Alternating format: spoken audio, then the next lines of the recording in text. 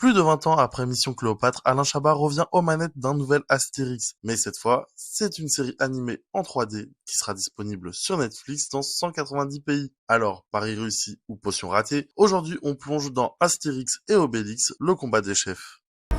Nous sommes en 50 avant Jésus-Christ. Toute la Gaule est occupée par les Romains. Toutes ? Bah non. Un village d'irréductibles gaulois résiste encore et toujours à l'envahisseur.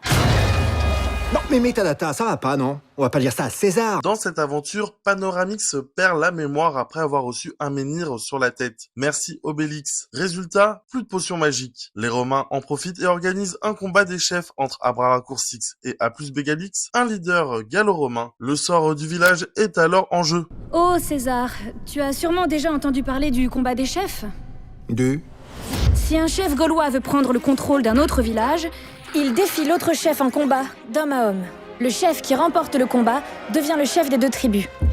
Donc si un chef gallo-romain, un chef gaulois dévoué à la cause de Rome, bat le chef des irréductibles gaulois, il devient chef des deux tribus. On retrouve ici tout l'ADN d'Astérix. Les gags anachroniques, toujours là. Les références à la pop culture, encore plus nombreuses. Cinéma, foot, jeux vidéo, chaque épisode regorge de clins d'œil, mais sans forcer. Que ce soit de l'univers de Star Wars, ou alors de Fast and Furious, en passant par le jeu vidéo The Last of Us, les fans les plus attentifs seront ravis. Côté voix, la série fait très fort, mais sans tomber dans la surenchère de stars. Et ça, c'est rare. On a mis plusieurs épisodes à identifier certaines voix, et c'est bon signe. Les acteurs incarnent leurs personnages sans que leur notoriété ne prenne le dessus. On n'est pas du tout dans le piège de l'autoparodie qu'on a vu dans l'Empire du Milieu. Visuellement, c'est bluffant. La série s'inspire clairement des derniers Spider-Verse, animation nerveuse, jeu de style, couleurs explosifs. Ici, Chabat s'amuse et ça se voit. Il ose des transitions épileptiques, du noir et blanc, des séquences presque expérimentales. C'est du moderne vivant, ultra stylisé. Bref, une vraie claque visuelle sans dénaturer l'univers que l'on connaît d'Astérix. Bien évidemment, tout n'est pas parfait. Si le premier épisode est une vraie réussite, notamment avec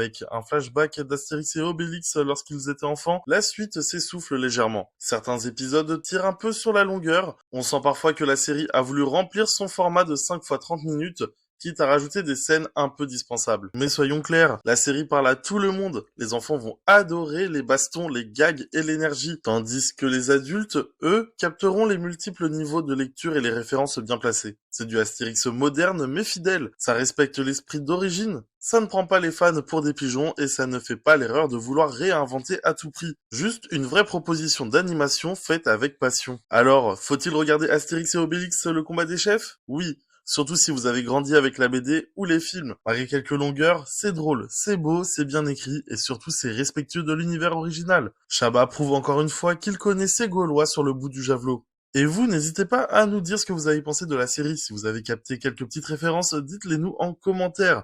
Un pouce bleu, un abonnement et on se retrouve très vite pour de nouvelles reviews. Ciao les irréductibles. Non, pardon, c'est une dorade, autant pour moi. Mais ordre alphabétique, t'es sûr qu'ils sont frais, tes poissons, là ? Tu plaisantes. Je les ai ramassés sur la plage la semaine dernière et j'ai respecté la chaîne du tiède. Ah non, tu peux y aller les yeux fermés. Il y a beaucoup de mouches, hein, quand même. Ah non, mais ça je te les compte pas.